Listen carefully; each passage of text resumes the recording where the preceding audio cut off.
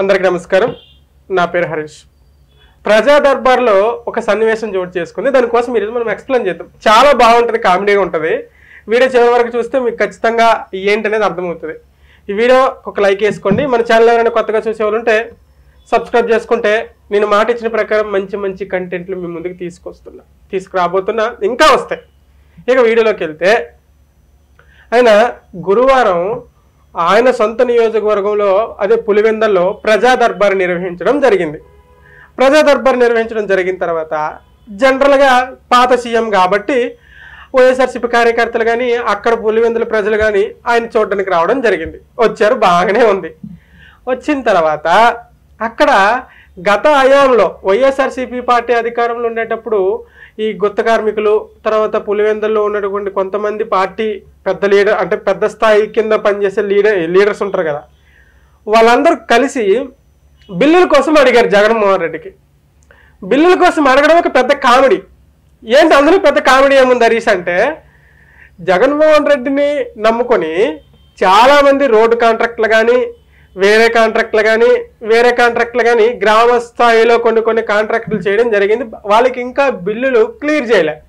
అవి ఎవరు క్లియర్ చేయాలి, ఎప్పుడు క్లియర్ చేయాలి? సరైన నాయకుడైతే, మంచి నాయకుడైతే ఆ పార్టీ కార్యకర్తలైనా ఆ పార్టీ నాయకులైనా చూసుకోవాలి కదా. ఇప్పటి వరకు బిల్లులు క్లియర్ చేయలే. అంతెందుకు, నాకు తెలిసిన ఆయనే ఒక ఫ్రెండ్, నా ఫ్రెండ్ వాళ్ళ డాడీ, ఆయన రోడ్డు కాంట్రాక్టులు తీసుకున్నాడంట.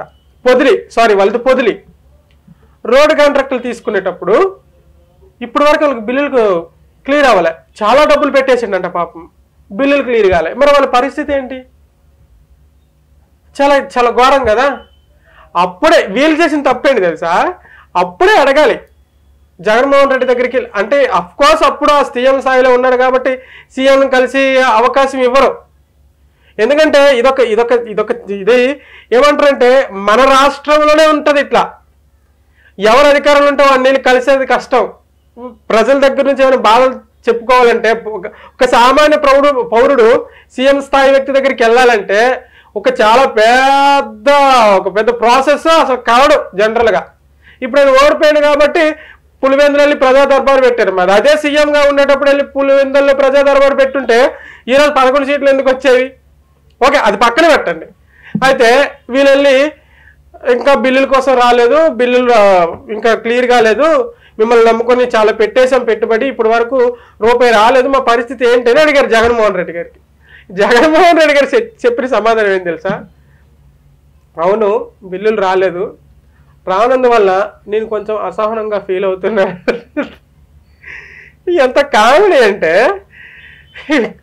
పార్టీ గతంలో నీదే అధికారంలో ఉండే, నీ అధికారంలోనే వాళ్ళు కాంట్రాక్టులు తీసుకున్నారు, నీ అధికారంలోనే వాళ్ళు కాంట్రాక్టులు పూర్తి చేశారు నీకు ఇచ్చిన మాట ప్రకారం. మరి బిల్లులు క్లియర్ చేయాల్సింది ఎవడు? నువ్వే కదా.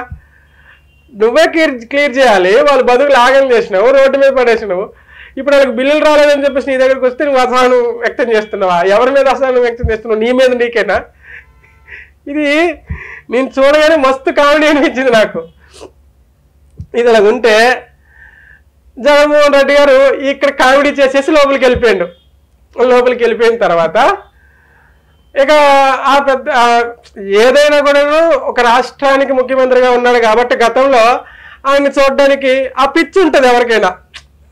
వెళ్ళి జగన్మోహన్ రెడ్డిని కలడానికి, తమ బాధలు చెప్పుకోవడానికి లోపలికి వెళ్ళడానికి ప్రయత్నించారు కొంతమంది కార్యకర్తలు, కొంతమంది ప్రజలు, ఓటర్లు, పులివెందులకు సంబంధించిన వాళ్ళు.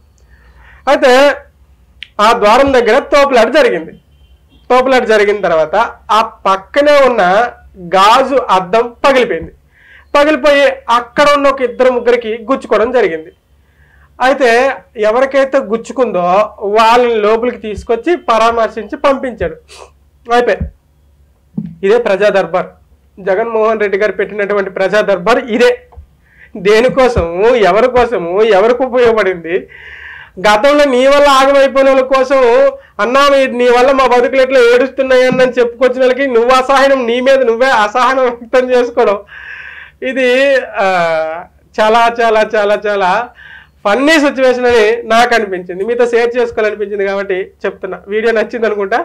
నచ్చితే ఖచ్చితంగా గట్టిగా ఒక లైక్ చేయండి. మన ఛానల్ ఏమైనా కొత్తగా చూసామంటే సబ్స్క్రైబ్ చేసుకోండి. ఇంకా మంచి మంచి కంటెంట్లు మీ ముందుకు తీసుకొస్తా. Thank you so much.